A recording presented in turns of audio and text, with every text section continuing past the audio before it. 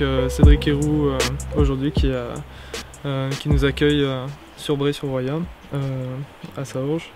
On va voir un peu la présentation des faits, ce qui s'est passé cette dernière semaine. Première question, est-ce que tu pourrais me présenter un peu la vallée de la Roya, l'endroit dans lequel on est actuellement? Ouais, donc la vallée de la Roya, c'est à l'extrême sud-est du département des Alpes-Maritimes, qui lui-même est à l'est, enfin sud-est de la France, quoi. Le bas de la vallée de la Roya, est en Italie, et le haut est française. Et en fait, elle fait du sud de Vintimille jusqu'au nord, jusqu'au col de Tende.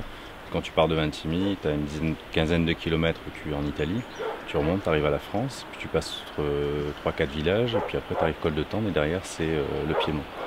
Donc en fait c'est une espèce de voie sans issue en fait dans la France. Et pour pouvoir sortir donc de la vallée de la Roya, il faut sortir par l'est, il y a une route qui va par Sospel. Et là tu as des contrôles qui ont été mis en place pour l'antiterrorisme, ça s'appelle des PPA, des points de passage autorisés. Et c'est des points de contrôle en fait qui font office de frontière. Donc en fait tu as les gens qui montent ici la nuit en général et qui se retrouvent dans la vallée de la Roya côté français en France, mais qui restent bloqués parce qu'en fait ils n'ont pas passé encore les points de contrôle policiers. Donc ils restent ici bloqués. D'accord, d'accord. Est-ce que tu penses, comme c'est une région frontalière ici, entre l'Italie et la France, je pense qu'il y a une tradition des habitants à justement aider, à être bienveillants avec les gens qui traversent la frontière, parce que de tout temps on imagine qu'il y ait des Italiens qui ont voulu aller en France ou l'inverse, ou justement pas du tout? Oui, comme tu le dis, mais en fait on est dans un problème, et puis quand tu as des habitants qui vivent dans une vallée, ils font face à un problème. Tu vois, donc forcément on est amené dans la vallée de la Roya, il va y avoir une histoire de passage dû à la frontière et puis à la géographie du terrain, quoi. C'est des zones abruptes, donc il faut connaître quand même la montagne pour pouvoir passer les frontières. Donc forcément il y a du passage ici. Ouais. Concernant les postes dont tu me parlais avec les policiers qui arrêtent ces personnes, ce sont des postes qui ont été créés spécialement c'est pour de l'antiterrorisme. En fait, il y a 12 ou 14, je ne me rappelle plus, PPA entre la France et l'Italie. C'est des points en fait, qui sont déclarés de la France à l'Europe.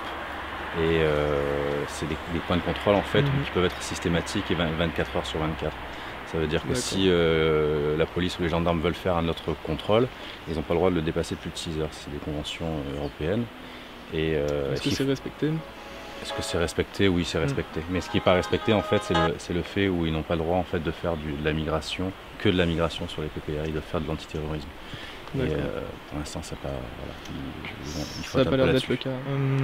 Dans les médias, tu as été décrit comme un passeur, mais c'est un mot qui a une certaine connotation. Ce sont des personnes qui font ça contre de l'argent. Toi, tu n'es pas du tout dans cette démarche. Qu'est-ce que tu... Moi, je ne fais pas passer des gens. Tout ce que je fais, c'est que je sors les gens d'un danger immédiat. Donc si tu vas à Vintimille, tu verras qu'il y aura des mineurs qui dorment dehors, donc ils sont en danger, quoi. C'est quand tu as des gamins de 14 ans et 17 ans qui dorment dehors seuls, notre devoir ce serait de les sortir de là, quoi. Et après, vu que tu vois comment est foutue la vallée de la Roya, nous pour aller à Nice on passe par Vintimille, tu vois. Donc quand on fait Vintimille, c'est un peu chez nous, la vallée de la Roya, enfin, c'est chez nous, quoi. C'est une prolongation. Voilà, c'est un peu particulier, mais c'est comme ça, quoi. Donc nous on est amené forcément à passer par Vintimille. C'est pas qu'on va à Vintimille pour chercher des gars, c'est qu'on y passe, on va les gars en galère, et puis il fait nuit, et puis on les met dans la voiture, on les emmène à la maison, et puis une fois qu'on est à la maison, il faut bien faire quelque chose, tu vois, on peut pas les stocker ici, c'est pas des paquets, tu vois. C'est pas c'est des gens qui ont envie d'avenir, qui ont des désirs, qui ont des rêves. Des êtres humains, voilà. Du coup, c'est bien ça qui t'a poussé du coup, à entreprendre toutes ces actions. Heureusement qu'on est à le faire, parce qu'il y a un centre d'accueil dans la Roya, c'est chez l'habitant, c'est chez moi entre autres, puis il y en a d'autres qui en ont. Et ce serait normal de voir d'État, quoi. Donc, vu que l'État ne le fait pas, ne met pas les gens à l'abri et ne les protège pas, nous on le fait. Après c'est sûr qu'on nous incrimine parce que en fait, il se cache derrière notre incrimination, en fait, j'ai envie de dire, du fait en fait qu'en médiatisant tout ça, en se mettant dans l'illégalité, etc., c'est qu'on met en fait la non prise en charge des mineurs au grand jour et le fait que le droit de ces gens-là ne soit pas respecté. C'est ce qui dérange. Suite à ta perquisition qui a eu lieu, du coup, c'était le 20 janvier, si je ne me trompe pas, le 21. Oui, je sais pas. Est-ce que tes idées changent, le combat continue? Qu'est-ce que... Bah, mes idées ne changent pas, hein, c'est juste... D'autant plus mon regard sur le procureur change, ça c'est sûr. Parce que quand même, on est sorti libre. Hein. Donc moi, il m'a mis 48 heures de garde à vue parce que j'étais j'avais avec 3 noirs à Sospel. Alors ça paraît louche d'être avec des noirs à Sospel. La personne qui m'a accompagné à Sospel, mon ami a fait 24 heures de garde à vue, mon frère qui m'a rejoint pour me récupérer, parce qu'en fait je suis contrôle judiciaire, je ne peux pas conduire, donc c'est une amie qui m'a emmené à Sospel. Mon frère qui venait là pour me récupérer a fait 24 heures de garde à vue parce qu'il y avait des sacs à dos dans la voiture. Le procureur a demandé à 30 gardes mobiles, c'est l'équivalent des CRS, de venir chez moi. Ils sont venus avec des armes au poing. Ils ont récupéré 3 mineurs qui demandaient une prise en charge éducative auprès du conseil départemental et auprès du parquet des mineurs. Ils ont pris, ils ont traîné par terre avec le flingue sur la tempe. Et ils ont refoutu en Italie. Les effets personnels des gamins sont restés dans la caravane. Et bon, de toute façon, en plus les gamins sont remontés le lendemain en fait. Et là on se pose des questions quoi, avec l'argent public, combien ça coûtait, ça coûte des centaines de milliers d'euros, des interventions pareilles. Pourquoi faire au juste? Parce que j'ai aucune poursuite là-dessus. Les mineurs ont été pris en charge par l'aide sociale à l'enfance, ça veut dire quand même qu'ils ont tout à fait le droit et d'être sur le sol français, et puis que c'était à l'État de les prendre en charge, quoi. Et là c'est des agissements pareils, c'est complètement illégal. Et tu sais, moi je passe en procès parce que des gens m'ont demandé de les sortir de la galère, je les ai aidés. Et j'ai pas pris des gens de force, en fait. Et prendre des gens de force, les mettre dans des véhicules de force et les ramener dans un pays de force, c'est largement plus que 5 ans de prison avec 30 000 € d'amende. C'est super grave en fait. Et c'était contre leur gré. Et ça c'est grave. Et ça c'est sous demande du procureur de la République qui lui-même est payé par l'État. Donc là où je me pose beaucoup de questions là-dessus. La question ce serait sur le fait que, est-ce que de par la position médiatique que tu as eue de fait, les pouvoirs publics n'essaient pas de t'intimider pour décourager éventuellement d'autres... S'ils ont arrêté mon frère et s'ils ont arrêté mon ami qui était ici, c'est pour m'intimider, c'est sûr. C'est le choix du procureur d'avoir pris les gardes mobiles. C'est les gardes mobiles, c'est les gens qui ne sont pas d'ici, c'est un peu des bourrins quoi, quand même.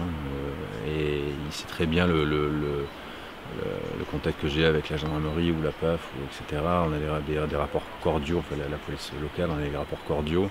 Et si c'était eux qui avaient entrepris la perquisition, ça se serait bien passé. Donc il a demandé aux gardes mobiles. Et puis les gardes mobiles, c'est pas eux qui choisissent directement de mettre des casques, mettre les matraques, etc. Ils peuvent arriver avec le casque à la ceinture. Tu vois, là ils sont arrivés comme si on allait se défendre avec des armes à feu ou des cocktails Molotov. Ils étaient combien sur place? C'était une trentaine. Est-ce que vous avez réussi à toutes les loger, les installer? Au squat de Tende, c'est le squat qu'on a ouvert en octobre. D'accord. C'est pour ça qu'on a ouvert ce squat là à plusieurs. On a monté un collectif avec plusieurs associations. Et pourquoi avoir ouvert le squat? C'était pour un peu alerter les pouvoirs publics et crier un au secours quoi. Et parce que d'un côté tu vois quand les gens arrivent ici, donc on les loge, on les nourrit, on les soigne, t'as Médecins du Monde qui a pris en charge toute la logistique en fait, des médecins, des infirmiers, etc.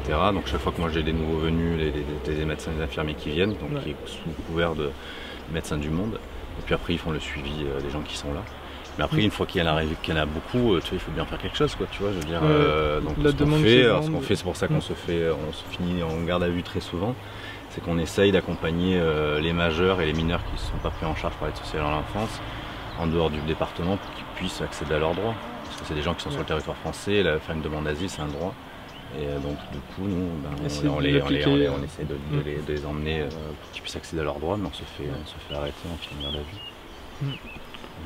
Parce que tu vois, on peut pas les... Une fois qu'ils sont là, ils sont là, tu vois, je veux dire. Tu peux pas, on peut pas vivre à domicile. Comment tu vois le futur, la crise des migrants, elle s'arrêtera pas de sitôt, enfin d'après ce qui se passe? Non, parce que y a une instrumentalisation de politique électoraliste. Ils se servent des migrants pour créer une espèce d'un effet de choc, pour faire peur aux gens et les gens tu les manipules avec la peur. Et c'est une technique parce que tu vois cette frontière elle a été mise en place sous prétexte d'antiterrorisme. Et des terroristes, ils en ont arrêté 0. Des migrants, ils en ont reconduit 35 000. Et à cause de ça, ils créent une misère sociale. Hein. Et c'est comme ça qu'on crée du terrorisme. Tu vois, c'est avec la stigmatisation, avec la souffrance que tu crées le terrorisme. Et les terroristes, ils en ont arrêté 0, quoi. Aucun. Donc ça vaudrait, si tu pars par leur logique, ça voudrait dire que tous les terroristes sont en Italie, en fait. Alors, les attentats en Italie, il n'y en a pas eu. Et un passage par un passeur pro, ça coûte entre 150 et 300 euros. Selon jusqu'où il t'emmène. À 300 euros, tu as le 4 étoiles où tu arrives en dehors du département. Alors ça voudrait dire que Daesh n'a pas 300 euros dans la poche pour pouvoir passer ses kamikazes. Tu vois, c'est complètement ridicule. Les politiques le savent très bien. Les politiques le savent très bien, mais ça manipule les gens. Et puis, en fait, ils montent les pauvres contre encore plus pauvres. Et tu sais, sous prétexte de crise, etc. Mais la richesse, elle n'est pas chez les pauvres, la richesse, elle est chez les riches. S'il y a un problème social et une crise soi-disant économique, soi-disant, hein, c'est qu'il y a une mauvaise répartition des richesses. C'est pas que. Et puis tu vois, on récolte aussi une politique internationale d'il y a 30 ans, 40 ans. Et on le paye pas très cher en plus, je trouve. Hein. On a pillé des pays, on a foutu le bazar en remettant des frontières dans des pays où on a coupé quand même des ethnies et des peuples en deux, quoi, quand même, tu vois. Donc du coup, les guerres viennent de là, quoi. Les guerres viennent de là. Et puis les gens maintenant, ils souffrent, ils arrivent ici, mais ce serait quand même. Et puis il n'y en a pas tant que ça. Tu vois, mon arrière-grand-mère, elle est venue en Italie après la Première Guerre mondiale, ici, hein, et elle passait les montagnes, etc. Grâce à des passeurs ou des solidaires, je sais pas comment on peut appeler ça. Et tu vois, il y a eu beaucoup plus d'Italiens qui ont migré ici, ça s'est bien passé, quoi. Tu vois, puis les Espagnols aussi, ils ont migré. Ici, on a eu des Juifs, puis maintenant on a des Noirs, quoi. Puis la roue tourne, et puis c'est comme ça. Et puis les gars qui sont passés ici, c'est un gâchis parce que c'est des gars qui ont envie, ils ont une motivation énorme. Et c'est des gens qui ont des désirs d'avenir. Ce serait une richesse pour notre pays, quoi.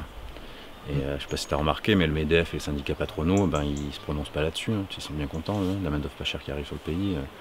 Et si on voudrait vraiment faire de la lutte antiterroriste, ce qu'il faudrait faire, c'est savoir qui rentre dans notre pays. Tandis que là, tout le monde rentre clandestinement, et puis on n'a aucun contrôle sur les gens qui rentrent. Mais ce qu'il faudrait vraiment, si tu veux faire vraiment un contrôle aux frontières, tu demandes aux gens qui veut rentrer, quoi, comment, et tu gères ça, parce que là, c'est absolument pas géré. Tu vois, il y a des entrées en Italie tous les mois, je sais pas combien de centaines de milliers, je crois que c'est 180 000 entrées en Italie du Sud. Il y a toujours autant de monde en Italie, ça veut dire qu'ils passent. Clairement, tout le monde passe. Alors, au lieu de mettre 3 heures pour passer la frontière, ils vont mettre 2 mois. Et on va les casser, on va les abîmer, on va les abîmer psychologiquement et physiquement. Et puis tu vois, la violence, tu la crées comme ça. Je peux te demander quel serait ton plus grand rêve. Tu as une baguette magique entre les mains et tu peux exaucer un vœu. Lequel ce serait? C'est compliqué, ça. C'est, je sais pas, que le peuple reprenne le pouvoir, quoi. La démocratie, mais la vraie. Ouais, une représentativité du peuple, quoi. Tu vois, là, nous, on a incriminé, t'as le préfet qui dit qu'en Royan, on est tous des malfrats, machin, des voyous, des gens violents, etc. Ciotti fait pareil, tu les vois jamais ici, quoi. Tu vois, alors que c'est des gens qui devraient être sur le terrain et voir un peu ce qui se passe. Eux, les migrants, pour eux, tout ce qu'ils ont vu des migrants, c'est des dossiers, c'est des flux, c'est des statistiques, c'est des documentaires sur TF1, etc., ITélé et BFM TV. Et pour nous, les migrants, c'est des gens qu'on voit, qu'on connaît, ça finit par être des potes. Et la différence, elle est là, quoi. La grosse différence, elle est là, c'est que c'est des gens qui sont dans un décor, en fait. Tu vois, ils sont complètement écartés de la réalité, quoi. C'est des gens... tu vois, quand t'as Ciotti qui dit oui, mais chez Héroux, il y a eu probablement des terroristes, etc., machin. Comme si je faisais le jeu des terroristes sciemment, tu vois. Tu sais, moi, c'est presque de la provocation. C'est grave ce qu'il dit, c'est grave ce qu'il dit, parce que moi j'ai la fille d'un pote qui est morte là-dedans, 14 juillet, si tu vois, de dire des choses pareilles. Et tu crois que c'est les gens comme lui ou c'est les gens comme moi qui vont au Bataclan ou qui vont voir le feu d'artifice sur la prom? C'est des gens comme moi, hein, c'est pas des gens comme lui. Donc le terrorisme, c'est des gens comme moi qui visent, quoi. C'est pas des gens comme lui, hein. Tu crois que lui il va lire Charlie Hebdo, lui il lit pas Charlie Hebdo, moi je lis Charlie Hebdo. Charlie Hebdo, ça pourrait être des potes, c'est sûrement pas ses potes à lui. Donc ceux qui sont visés, c'est gens comme moi, c'est pas des gens comme lui. Donc vraiment un écart. Tu vois, alors il faut qu'il arrête un peu de se servir de tout ça, parce que c'est mes semblables qui sont visés, c'est pas les siens. Donc et là je trouve qu'il manque complètement de décence, quoi. Tu vois, quand j'ai lu ça, moi ça m'a mis les nerfs, quoi. Quand même, j'ai fini un pote qui il y a un réel, il y a un problème terrorisme en France, c'est sûr. Après, c'est le terrorisme, tu vois, on stigmatise une religion, on dit ouais, les musulmans et leur cible c'est la France, c'est pas vrai quoi.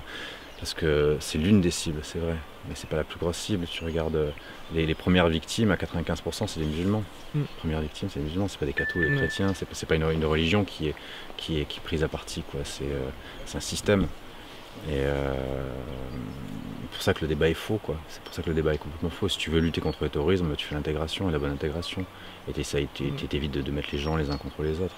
Tu sais, quand tu veux planter des pastèques, tu prends pas des graines de carottes, hein, tu prends des graines de pastèques. Hein, c'est-à-dire, si tu veux arrêter la violence, tu sèmes pas de la violence, sinon ça marche pas quoi. Ça marche pas. Le problème c'est qu'on est manipulé par une politique électoraliste. On a des professionnels de la politique, et puis c'est tout. Je pense que l'Europe, avec cette crise des migrants et tous les problèmes de contexte qu'il peut y avoir, je pense qu'elle est en train de se déshumaniser un petit peu. Que les idées qui germent aujourd'hui... nous on pensait qu'on avait construit une Europe sociale, et pour partager les problèmes sociaux et pour que ça aille mieux quoi. Et on voit très bien que c'est une Europe de commerce et d'échange, c'est du business quoi. Mais c'est pas moi qui fais du business quoi, tu vois. C'est les gens d'en haut qui font du business. Et on parle de frontières fermées, c'est n'importe quoi, tu vois. Quand tu sais que ce téléphone-là, les minéraux ont été trouvés en Afrique, cherchés par des gamins, en Chine, montés par des gamins aussi. Le terrorisme, il est là-dedans quoi. Tu vois, c'est là-dedans. Dire que chaque fois que tu achètes du pétrole, chaque fois que tu achètes quelque chose comme ça, étant donné qu'on importe des marchandises qui ne respectent pas les droits de l'homme et ne respectent pas les droits de l'enfant, on participe au terrorisme. Et si tu veux lutter contre le terrorisme, tu luttes aussi contre tout ça quoi. Un terrorisme financier quoi. Ouais, mais ça emmène à ça, je veux dire, ça emmène à ça. Quand tu as des pays qui sont dans la misère, une misère sociale, parce qu'il y a une concurrence mondiale, financière, tronquée par des subventions qui faussent un peu la concurrence mondiale, etc. Enfin, c'est normal que ça amène à des problèmes plus graves quoi. On déporte le malheur plus loin à chaque fois. Ouais, bon, faut se gaver, c'est tout quoi. Tu vois,